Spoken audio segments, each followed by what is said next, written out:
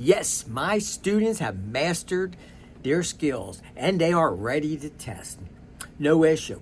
The student's going to pass. Okay, so as a CDL instructor, let's say I have a class of 10 students. Yes, I'm going to start from the bottom, teach them basic, backing up to the line, where to turn the wheel. Basically, they have not mastered the skills. They're getting proficient as they go on. They're going to get it in. But they still, if I would take them to a dock, they have no idea how to back it in. They just are proficient in passing the CDL test and getting the license. But I just don't like to stop there. So if I have 10 students, I want 7 of the 10 to master the skill of backing into an alley, to master, understand how to control the movement of the trailer. I say, you are the master of that trailer. That trailer only goes where you let it go. And once a student understands that, they're not looking, half of them would just never stop. They'll just start their reverse offset, back it right on in, and get out on the road. Because they have mastered it. They know how to control every movement of that trailer. If the trailer needs to move a little bit to the right, they know how to do it. And they'll make adjustments and they'll bring it in. So if I have more time in the class and class is not over, I'll say, hey, let's go a step more. Why not? Let's do some blindside backing and see if they can start mastering that. And it just makes them better and better. Hopefully, when they get out of school, they can go to a company and they say, well, we don't really hire out of CDL school, maybe because of insurance reasons, but some of them will. And then the student will say, give me a chance.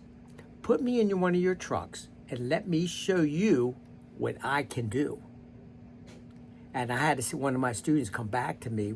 He came back in the work truck. He was working for, I think, Lowe's or delivering Lowe's products or whatever.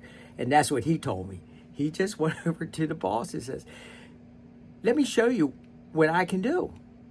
And he got a job, a local job. So that's why I like to get my students to master the skills. I cannot do it for all the students. My first job is to make sure all 10 are proficient in all the skills. I would never sign off on a student that is not ready to take their test. I've been very fortunate over the years. I always had, for the old system and the new modernization testing program, it didn't make any difference. I always had 96, 98% pass rate. Because my instructors who were working with me and myself, we worked hard to make sure every student was ready at test time. We just wasn't out there for a paycheck.